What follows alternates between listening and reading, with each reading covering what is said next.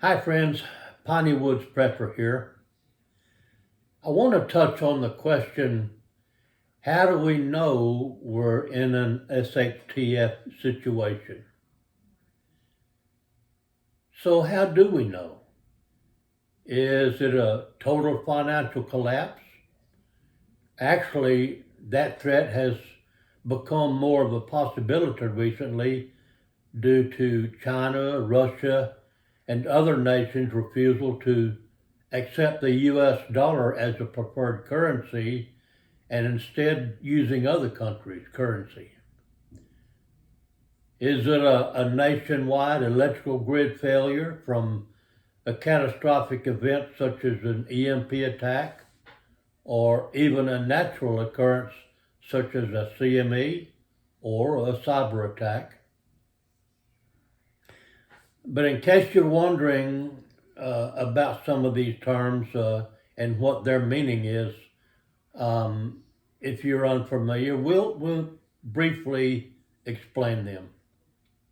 And we'll begin with the term SHTF. Now, in order to be politically correct and morally straight, an SHTF is a dire situation where it hits the fan, if you get my drift. An SHTF is an event that turns our normal lives into chaos. It could be worldwide, or it might affect one family or even one individual. An EMP is an electromagnetic pulse created by the detonation of a nuclear device very high up in the atmosphere. It's a form of attack designed to cripple a large area by destroying everything electronic, which includes the entire electrical grid, most of our home appliances, computers, cell phones, and even some vehicles, since most of the newer vehicles have computer chips in them. Basically, everything with electrical or electronic circuitry could be fried. Now, as a disclaimer, a true large-scale EMP has never happened other than controlled tests. So the actual results are based on the best guess of some pretty smart people. Besides the US, China, Russia, Iran, North Korea, as well as others, have the technology and the capability to launch such an attack. A CME, or coronal mass ejection, is somewhat similar to an EMP, only it is a naturally occurring phenomenon. The sun often emits a huge plume of solar energy, sending it millions of miles into space. And if the Earth happens to be in the path of that energy, major damage will occur to the same type of equipment we've been talking about.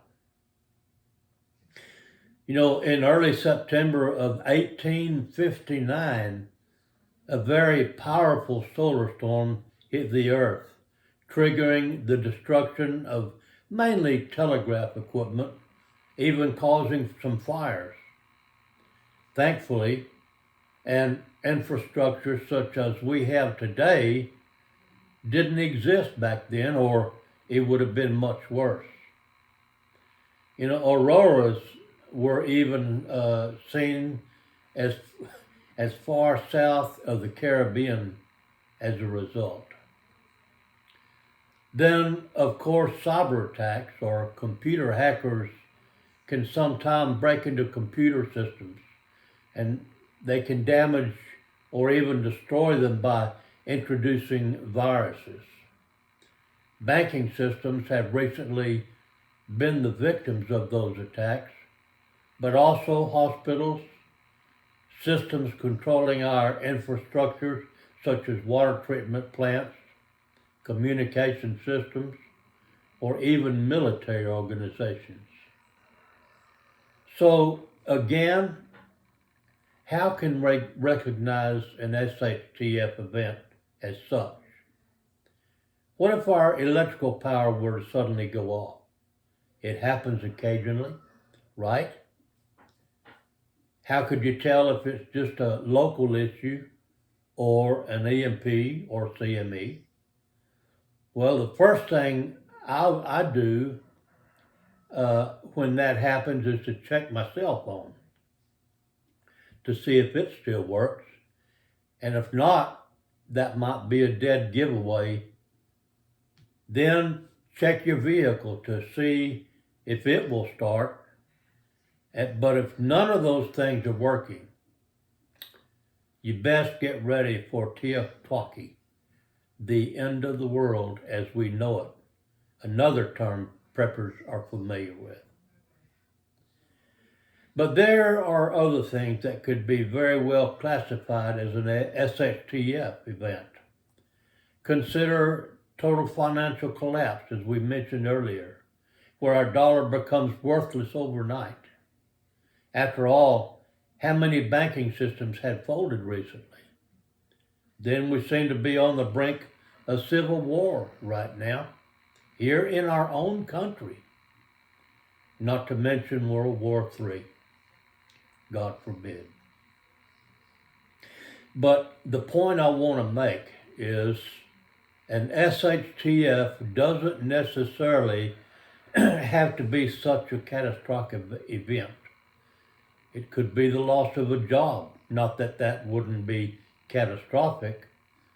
It could be weather related or perhaps a serious illness in the family or any number of other things.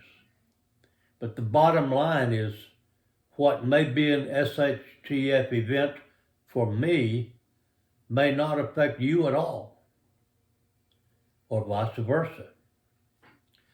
But I firmly believe that in spite of the possibilities we discussed here, the idea is not to prep out of fear. Yes, I prep, but I don't spend every waking moment fretting about it.